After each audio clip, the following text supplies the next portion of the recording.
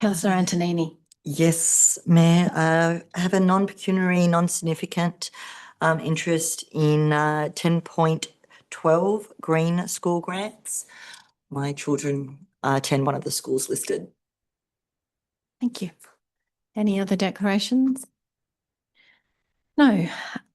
This meeting is being recorded and made publicly available on Council's website. Those present should refrain from making defamatory statements. By attending the meeting, you are giving consent to your image and voice being webcast. Councillors, council staff and members of the public must ensure that mobile phones are turned to silent during meetings of the council, and councillors who need to use their phone to text, talk or engage in social media activity must leave the chamber to do so. That brings us to confirmation of the minutes of the meeting held on the 13th of October. Is there a mover? Moved by Councillor Welsh, seconded by Councillor Carr. Is there any discussion? I put the minutes. All those in favour? And those against? And that is carried. We have two registered speakers on a single item this evening, and that's 10.16 Grosvenor Plaza, Neutral Bay. Councillor Berrigan. Thank you, Mayor. I'd like to move that we open the public forum for the debate on item 10.16 Grosvenor Plaza, Neutral Bay, expressions of interest evaluation, so that we can hear from the speakers before we enter debate. Is there a seconder for that procedural motion? Seconded by Councillor Carr. All those in favour? And that is carried. Which brings us to our first registered speaker, Tim Atkins. If you would please come forward and address council.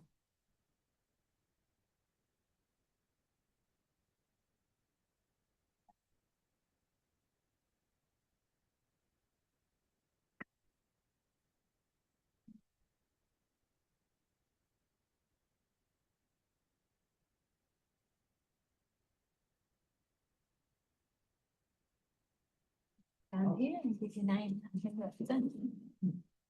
Thank you. Thank you, Madam Mayor. My name is Tim Atkins. I represent Titanium Property Investment, and our client is Coles Property Developments in relation to the Grosvenor Square Plaza expression of interest. First of all, we'd like to acknowledge all the work that's gone in over the various years by council to bring us to this point. There has been extensive consultation, a number of studies, and we're very grateful to be able to participate in that. Our vision has been to deliver a best-in-class supermarket with a high-quality plaza and a fit-for-purpose public parking since we consulted with the community some 3 years ago. We appreciate that there is a lot of difficulty in revitalising the plaza because there are many stakeholders, and it is going to be impossible to satisfy all of them, including ourselves. But I think we're doing a really good job at trying to find a common path. We want to develop this in an economically sustainable way to fund the public benefits, and that is what our proposal has committed to, and that is what we've worked to in several different ways. As you move into the tender process, our request is pretty simple. We just would like the council to consider the 6-level 21-metre height cap that is currently included in the Neutral Bay Town Centre strategy to have some relief from that in order to provide an economic outcome that will deliver all stakeholders what they're seeking. Instead, we ask that the tender objectives are focused on what council wants to deliver for the community and the public infrastructure that they would like to see on the plaza, and invite the shortlisted proponents to show how they can deliver that vision supported by a planning proposal where it demonstrably improves the public outcomes, such as a fully funded plaza with good solar access, safe and efficient pedestrian movement and vehicle movement, and the undergrounding of the existing council car park. If the RFT is restricted to only the current 6-storey 21-metre controls, then it was likely to preclude us from being able to submit a complying tender. the economics of those limitations just do not satisfy the requirements to deliver a commercial outcome for both our client and fully fund the expectations of the community for the plaza and the underground park. We've submitted a planning proposal and a voluntary planning agreement to demonstrate how we can achieve all the things that people are seeking. And this is a once in a generation opportunity to deliver what the council, the community, and various stakeholders have sought for years. It's your 3 minutes if you could sum up. Yep, a revitalised town centre with an integrated underground car park and pedestrian plaza. We just ask, please don't limit the ability to achieve that vision with a height constraint that no longer reflects what many in the community see as reasonable.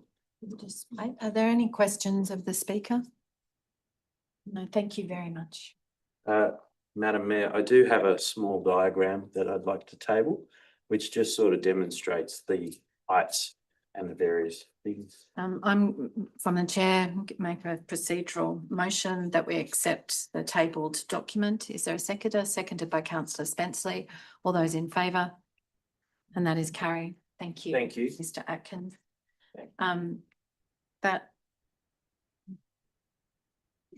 That now brings us to the second registered speaker, Meredith Trevelyan-Jones. If you would please come forward to address council.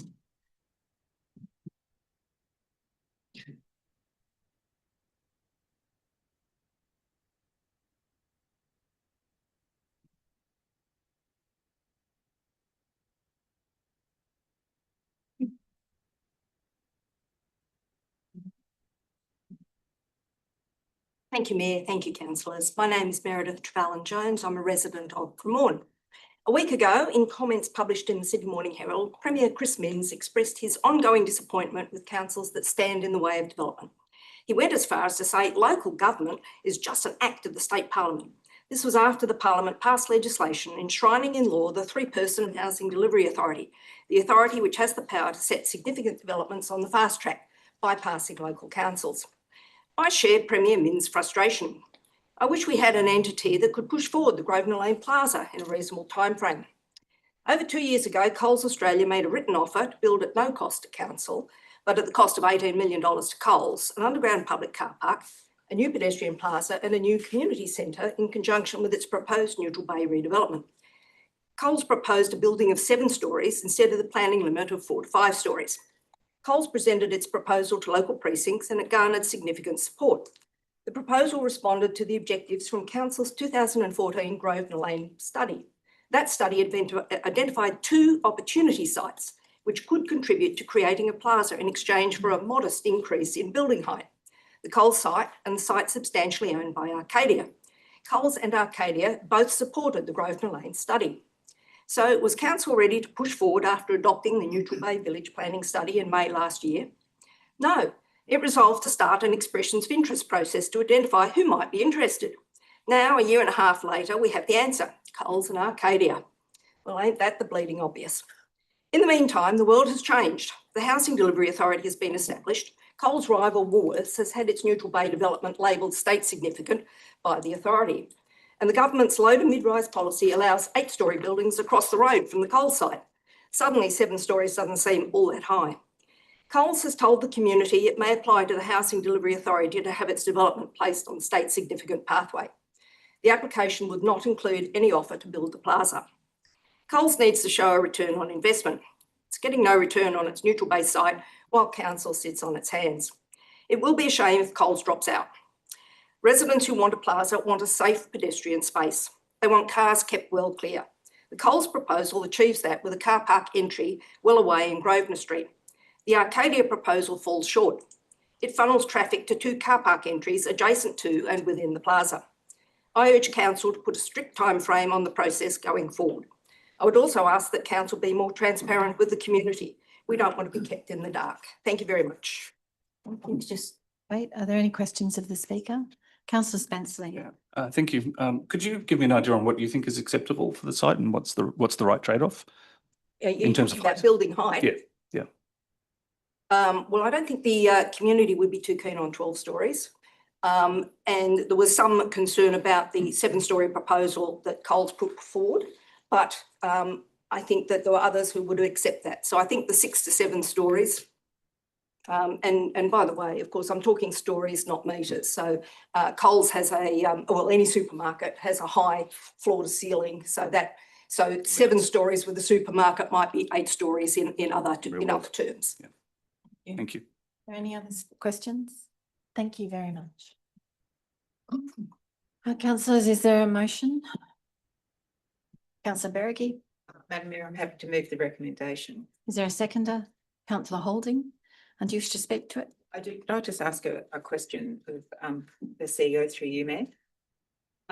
Could I just ask, is there anything precluding Coles from lodging a tender that is compliant as well as a tender that is not compliant and seeks to achieve what the Speaker has articulated tonight?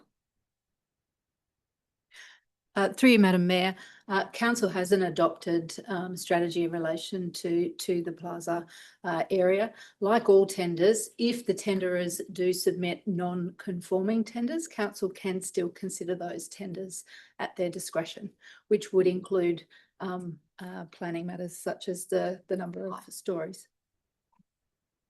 Okay, so just a follow-up question. So it is open to submit both a conforming tender and a tender which is non-conforming like That's that? correct. So you wish to speak to that? I do. Thank you to the speakers. I agree, it is frustrating that these things take time. However, I think we've learned from the pool that it's important to do the planning before we enter into anything. I take Mr. Atkins' view and would encourage you to follow the line of questioning, which is to put in both a conforming tender but also an optimal tender. And I too would agree that timeliness is one of the things that we should be looking for as well. Thank you. Are there any other speakers? If there aren't, I'll put the item. All those in favour? Those against? And that is carried unanimously. So that now takes us back to the rest of the agenda. Is there a procedural motion? Thank you, Madam Mayor. I haven't got a note of anyone who wishes to speak to any items, but I am happy to move items on Globo, and if someone would like to speak to any of them, then rule them out, or if you would like to invite speakers before I move. I will. I'll go through the agenda. Does anyone wish to address item 9.1, 10.1, 10.2, 10.3, 10.4, 10.5, 10.6? Yes. Councillor Welsh. 10.7, 10.8, 10.9, 10.10, 10.11, 10.12. Yes. Councillor Welsh. 10.13, Yes. 10.14, 10.15, or 10.17. So that leaves everything with the exception of 10.6, 10.12 and 10.13, Councillor Berricky. Thank you, Mayor. On that basis, I would like to move all items listed except for 10.6, 10.12 and 10.13 on Globo. Is there a seconder? Seconded by Councillor Holding. All those in favour? And that is carried. And an explanation to those present, that means that the recommendation in the reports accompanying those items has been adopted unanimously by Council. So that now takes us back to 10.6, Council partnership with DV Safe Phone, response to Council resolution. Councillor Welsh, do you have a motion? Yes, thank you, Madam Mayor. I move the recommendation. Is there a seconder? Seconded by Councillor Berricky. Thank you. Thank you, Madam Mayor. I'm very pleased that council staff have recommended that we become a collection partner with DV Safe Phone. This is an important and practical initiative that will make a real difference in the lives of those affected by domestic and family violence. Going forward, our community will be able to drop off old, unused mobile phones at Stanton Library, the Council Administration Building, and the co-loader. These phones will be repurposed and provided to victim survivors of domestic and family violence, giving them a safe way to communicate and seek help. Many survivors have their phones damaged, confiscated, or monitored by their abuser, leaving them isolated, unable to reach out for assistance. The DV Safe Phones program helps break that isolation, restoring a vital connection to support services, family, and friends. I'm also pleased that Council will continue its active participation in the Lower North Shore Domestic and Family Violence Network and will support opportunities to collaborate with organizations working in this space. Together, we can strengthen support for victim survivors and identify and address service gaps in our community. This initiative is a simple yet powerful way for us to make a tangible difference, and I wholeheartedly support it. Thank you. I support the recommendation. Are there any other speakers? I'll put the item. All those in favour? And that is carried unanimously. That brings us to 10.12. The North Sydney Bike Action Plan. Is there a mover? Moved by councillor Welch, seconded by councillor Holding. Councillor Welch, you have the floor. I have a motion. Is the, Oh, sorry, 10.12. It's the Green School Grant. Sorry, I'm ahead of myself. sorry, I was, yeah, sorry. Okay. Yeah, I have a motion that it's an amendment. Or it's an Addition addition or It's an addition. or it's a It's a change. a motion. It's a Okay. change. It's different to the It's different recommendation. Recommendation, okay, Okay. I'll just read it. Okay, that we accept the recommendation as per attachment 1, except that the grant allocations to St. Aloysius College Junior School and Redlands. And number 2, that any excess funds can be allocated to the next round of grant funding. Is there a seconder for the motion?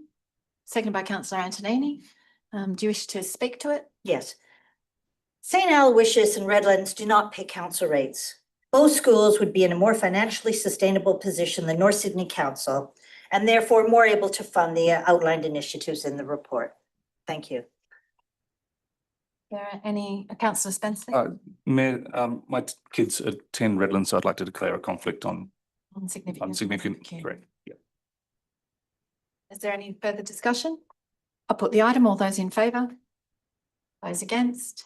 And that is carried unanimously. That does bring us to the thing clearly I'm excited about, the North Sydney Bike Action Plan. Item 10.13. Is there a mover? Councillor Welsh. Yes, very happy to move this recommendation. And seconded? Councillor Berricky. Do you wish to speak to it, councillor I Welsh? sure do. Yes, thank you.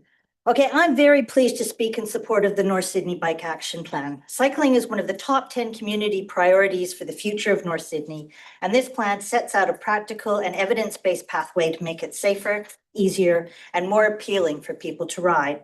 For too long, cycling levels in North Sydney have remained low, around 1.4% of trips, despite strong community interest and repeated commitments at both local and state levels. The reasons are clear. Residents have told us that the biggest barriers are inadequate bike paths, lanes and paths, discomfort riding alongside cars, and a lack of safe crossings. The message from our community couldn't be clearer. People want to ride, but they need safer and more connected infrastructure to do it. The Bike Action Plan responds directly to those concerns. It prioritizes protection from cars and trucks, safer crossings, quieter streets, and better connections to schools and public transport.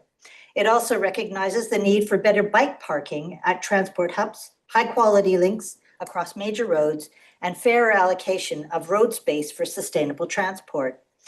If Council delivers this plan, we can expect to see real, measurable benefits. Cycling is projected to grow fourfold from 1.4% to 6%, resulting in 234 million additional kilometers of cycling between now and 2046. That means fewer cars on the road, lower emissions, and healthier, more active communities. The plan will also help reduce serious road accidents, double the number of students who ride to school, and cut community greenhouse gas emissions by 65% by 2035. Importantly, this is about equity. Many short car trips in North Sydney are under 5 kilometers, perfect cycling distance.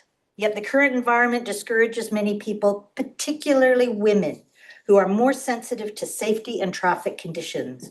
By creating a connected, protected bike network, we're enabling everyone, regardless of age or confidence, to have a safe and sustainable transport option. This isn't just about bikes. It's about creating a healthier, fairer, and more livable North Sydney. And riding a bike is not only a form of transport, but it's fun. Councillor Holding and I rode in the 10-kilometer spring cycle event a couple of weeks ago. It was terrific. They closed the streets, including lanes on the Harbour Bridge. Over 8,000 riders participated, including many families with small children. It was wonderful seeing the city from another perspective. The Bike Action Plan, as it's incorporated into North Sydney's bike infrastructure, will see more people out and about on their bikes as they happen in many cities in Europe and even the city of Sydney. I commend the staff for the work and wholeheartedly support the adoption and implementation of the North Sydney Bike Action Plan. I support the recommendation. Thank you. Are there any other speakers? Before I put Councillor Santa. Thank you, Madam Mayor. I too endorse this proposal. One of the greatest feedback I've received over my time in council has been from people who've said that the bike paths which have been done so far are just isolated, they're not connected. People, bike riders are not using them, they're staying on the street. One of the great advantages of this plan is that it shows that we're intending to create an arterial network, interconnected network of bike paths connected to major transit points around Sydney, not just in North Sydney. And I welcome that. The other objection I've had is, oh, North Sydney is too hilly, it's too much effort, it can never be a pro-bike area. Well, with the advent of electric bikes, that proves to be a false argument. I welcome this plan. I think it will transform the transportation system in the whole of our local government area, and I'm glad to see it being proposed. Thank you, Councillor Santa. Any other speakers? Before I put the item, I'm going to speak very briefly in support. First of all, I think the timing of this is excellent, particularly given the imminent end to the construction of the Sydney Harbour Bridge Cycleway, which will be transformative in terms of integrating cycling from the northern side of the harbour to the southern over the next 10, 20, 30, 40 years plus. I too want to commend council staff for their excellent work, but particularly all of the stakeholders and every single resident and rider who participated in every phase of the community consultation on this. It was under a number of phases, and I think it is a model for consultation on plans of this type. This is a quantum leap forward from the 2013 plan, which was itself a leap forward from what I regarded when I was first elected as a paint, tin and stencil approach to cycleway planning that North Sydney had. This plan, and at the risk of sounding like a policy geek, sits under the Sustainable Transport Strategy that we adopted in February. It sits under our Community Strategic Plan. It is an evidence-based approach. It has been thoroughly community consulted at every stage of those strategies and plans, and it thoroughly reflects community priorities and expectation. Not only that, but having a plan like this means that council is in a position to secure Transport for New South Wales funding to deliver on all of the provisions in the plan. And it will take until, I'm sure, 2036 to see the majority of them delivered, but you must have a plan if you're going to deliver. So for all those reasons, I'll be supporting the item. I put the item, all those in favour and those against, and that is carried. And that, councillors, brings us to the close of the meeting. Thank you all for your participation until the next meeting, which will be on the 17th of November. Thank you.